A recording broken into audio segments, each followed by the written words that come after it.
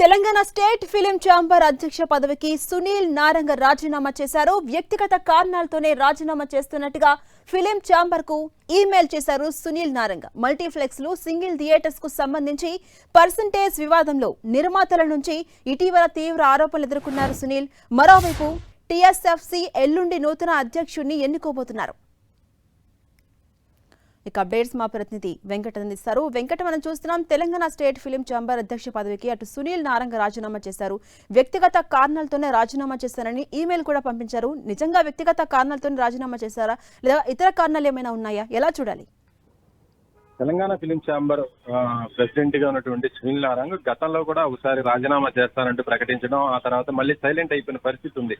కానీ ఈసారి మాత్రం మెయిల్ తెలంగాణ ఫిలిం ఛాంబర్ కి ఆయన మెయిల్ చేయడం జరిగింది. నాకు హెల్త్ బాగోట్లేదు, అందువల్ల నేను దీన్ని సరిగా చూసుకునే విధంగా కూడా లేని పరిస్థితిలో ఉన్నాను, కాబట్టి నన్ను తొందరగా వెంటనే దీనిపైన నిశ్చయం తీసుకోండి అంటూ ఆయన తన రిజిగ్నేషన్ ఇవ్వటం జరిగింది. అయితే ప్రస్తుతం సునీల్ నారంగ్ రిజైన్ మాత్రం ఇప్పుడు తెలుగు ఫిలిం ఛాంబర్ తో పాటు తెలుగు ఇండస్ట్రీలో కూడా కొంత హాట్ టాపిక్ అయిందని చెప్పవచ్చు. ఎందుకంటే ఇటీవలనే ఆయన ప్రెస్ మీట్ లో కూడా మాట్లాడటం, తెలంగాణ ఫిలిం ఎగ్జిబిటర్స్ అసోసియేషన్ లో మాట్లాడటం జరిగింది.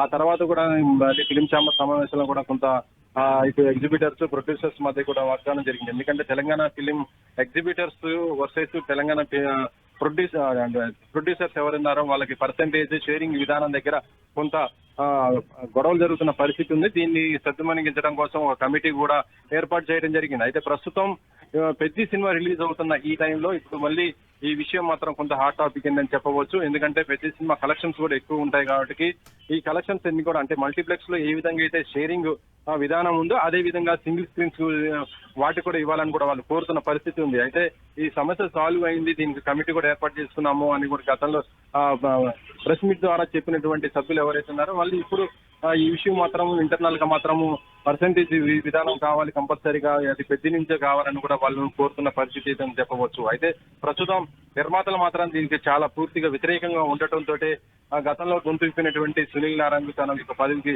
రాజీనామా చేయడం కూడా జరిగిందని కూడా తాకైతే వినిపిస్తున్న పరిస్థితి ఉంది. సునీల్ నారంగ్ హెల్త్ బాగోలేదని రిజైన్ చేస్తున్నట్టు చెప్పినా కూడా ప్రస్తుతం ఛాంబర్ లో జరుగుతున్నటువంటి పరిణామాలకి ఆయన అసంతృప్తిగా ఉండేసి, ఎందుకంటే సింగిల్ స్క్రీన్స్ కూడా మల్టీప్లెక్స్ కు ఏ విధంగా అయితే షేరింగ్ ఇస్తున్నారో అదే విధంగా ఇప్పుడు సింగిల్ స్క్రీన్ థియేటర్లు కూడా షేరింగ్ ఇవ్వాలి, రెంటల్ వల్ల తమకు అసలుకి రెవెన్యూ రావట్లేదని కూడా చాలా గట్టిగా చెప్తున్న పరిస్థితి ఉంది. అలాంటి సునీల్ నారంగ్ ఇప్పుడు రిజైన్ చేయడంతో మరి ఈ కమిటీ ఎలాంటి నిర్ణయాలు తీసుకుంటుంది అంటే ఇప్పుడు షేరింగ్ ఏ విధంగా వచ్చి ఇప్పుడు రిలీజ్ అయిపోయేటువంటి పెద్ద సినిమాలకి ఇస్తుందా లేదా, ఛాంబర్ నుంచి ఎలాంటి స్పష్టమైన ప్రకటన వస్తుందని చూడాలి. మరొక వైపు తెలంగాణ ఫిలిం ఛాంబర్ అధ్యక్షుడికి సునీల్ నారంగ్ రిజైన్ చేయడంతో ఈ నెల 22వ తేదీన మళ్ళీ కొత్త అధ్యక్షుడిని మళ్ళీ ఎన్నుకోబోతున్నట్టుగా తెలుస్తుంది. ఝాన్సీ. Right, thank you Venkat.